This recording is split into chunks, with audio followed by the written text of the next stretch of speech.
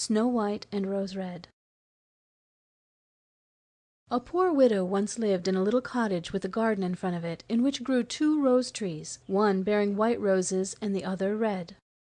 She had 2 children who were just like the 2 rose trees. One was called Snow White and the other Rose Red, and they were the sweetest and best children in the world, always diligent and always cheerful. But Snow White was quieter and more gentle than Rose Red. Rose Red loved to run about the fields and meadows and to pick flowers and catch butterflies, but Snow White sat at home with her mother and helped her in the household, or read aloud to her when there was no work to do.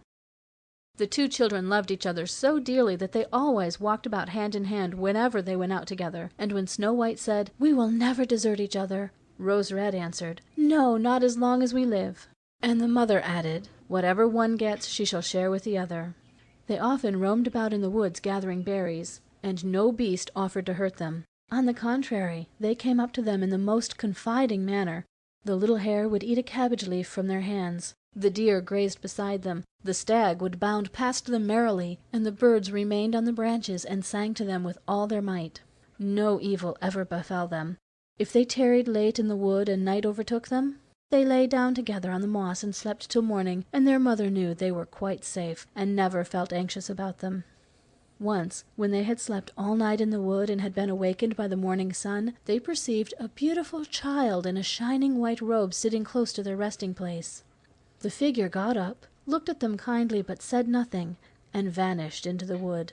And when they looked round about them, they became aware that they had slept quite close to a precipice, over which they would certainly have fallen had they gone on a few steps further in the darkness. And when they told their mother of their adventure, she said what they had seen must have been the angel that guards good children. Snow White and Rose Red kept their mother's cottage so beautifully clean and neat that it was a pleasure to go into it. In summer, Rose Red looked after the house, and every morning, before her mother awoke, she placed a bunch of flowers before the bed, from each tree a rose. In winter, Snow White lit the fire and put on the kettle, which was made of brass, but so beautifully polished that it shone like gold. In the evening, when the snowflakes fell, their mother said, "Snow White, go and close the shutters." And they drew round the fire, while the mother put on her spectacles and read aloud from a big book, and the 2 girls listened and sat and span. Beside them on the ground lay a little lamb, and behind them perched a little white dove with its head tucked under its wings.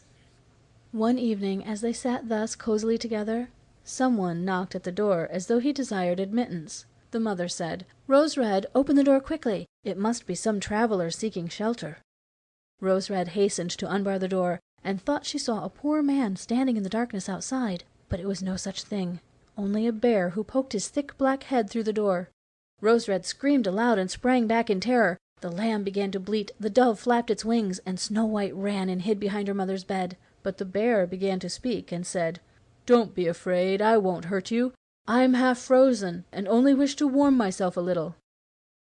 "My poor bear," said the mother, "lie down by the fire, only take care you don't burn your fur." Then she called out, "Snow White and Rose Red, come out. The bear will do you no harm.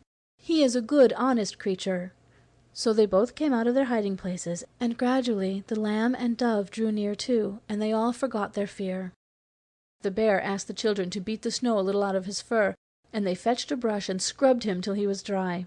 Then the beast stretched himself in front of the fire and growled quite happily and comfortably. The children soon grew quite at their ease with him, and led their helpless guest a fearful life. They tugged his fur with their hands, put their small feet on his back and rolled him about here and there, or took a hazel wand and beat him with it, and if he growled, they only laughed. The bear submitted to everything with the best possible good nature. Only when they went too far, he cried, "Oh, children, spare my life! Snow White and Rose Red, don't beat your lover dead!" When it was time to retire for the night, and the others went to bed, the mother said to the bear, "You can lie there on the hearth in heaven's name. It will be shelter for you from the cold and wet." As soon as day dawned, the children let him out, and he trotted over the snow into the wood. From this time on, the bear came every evening at the same hour, and lay down by the hearth and let the children play what pranks they liked with him, and they got so accustomed to him that the door was never shut till their black friend had made his appearance. When spring came and all outside was green, the bear said one morning to Snow White, "Now I must go away, and not return again the whole summer." "Where are you going to, dear bear?" asked Snow White. I must go to the wood and protect my treasure from the wicked dwarfs. In winter, when the earth is frozen hard, they are obliged to remain underground, for they can't work their way through. But now, when the sun has thawed and warmed the ground, they break through and come up above to spy the land and steal what they can. What once falls into their hands and into their caves is not easily brought back to light." Snow White was quite sad over their friend's departure, and when she unbarred the door for him, the bear, stepping out, caught a piece of his fur in the door knocker, and Snow White thought she caught sight of glittering gold beneath it, but she couldn't be certain of it, and the bear ran hastily away, and soon disappeared behind the trees. A short time after this, the mother sent the children into the wood to collect faggots. They came in their wanderings upon a big tree which lay felled on the ground, and on the trunk, among the long grass, they noticed something jumping up and down, but what it was they couldn't distinguish. When they approached nearer, they perceived a dwarf with a wizened face and a beard a yard long. The end of the beard was jammed into a cleft of the tree, and the little man sprang about like a dog on a chain, and didn't seem to know what he was to do. He glared at the girls with his fiery red eyes and screamed out, "What are you standing there for? Can't you come and help me?" "What were you doing, little man?" asked Rose Red. "You stupid, inquisitive goose," replied the dwarf. "I wanted to split the tree in order to get the little chips of wood for our kitchen fire. Those thick logs that serve to make fires for coarse, greedy people like yourselves quite burn up all the little food we need. I had successfully driven in the wedge, and all was going well, but the cursed wood was so slippery that it suddenly sprang out, and the tree closed up so rapidly that I had no time to take my beautiful white beard out. So here I am, stuck fast, and I can't get away, and you silly, smooth-faced, milk-and-water girls just stand and laugh. Ugh, what wretches you are!" The children did all in their power, but they couldn't get the beard out. It was wedged in far too firmly. "I will run and fetch somebody," said Rose Red. "Crazy blockheads!" snapped the dwarf. "What's the good of calling anyone else? You're already too many for me. Does nothing better occur to you than that?" "Don't be so impatient," said Snow White. "I'll see you get help." And taking her scissors out of her pocket, she cut off the end of his beard. As soon as the dwarf felt himself free, he seized a bag full of gold which was hidden among the roots of the tree, lifted it up, and muttered aloud, "Curse these rude wretches, cutting off a piece of my splendid beard." With these words he swung the bag over his back and disappeared without as much as looking at the children again. Shortly after this, Snow White and Rose Red went out to get a dish of fish. As they approached the stream, they saw something which looked like an enormous grasshopper springing toward the water as if it were going to jump in. They ran forward and recognized their old friend the dwarf. "Where are you going to?" asked Rose Red. "You're surely not going to jump into the water." "I'm not such a fool!" screamed the dwarf. "Don't you see that cursed fish is trying to drag me in?" The little man had been sitting on the bank fishing, when unfortunately the wind had entangled his beard in the line, which immediately afterward the big fish bit. The feeble little creature had no strength to pull it out. The fish had the upper fin, and dragged the dwarf toward him.